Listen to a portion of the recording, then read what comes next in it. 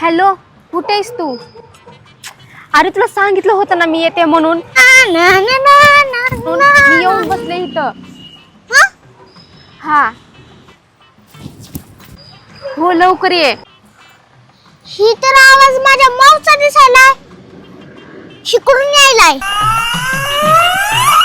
नाही ना, उद्या नाही जमत रे.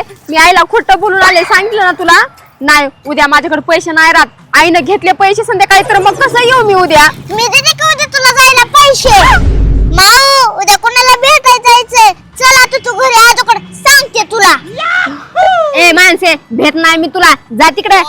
माऊ सांगते तुला, हलक्यात घेऊ नको मला. ए माणसे, काय करशील का? हॅलो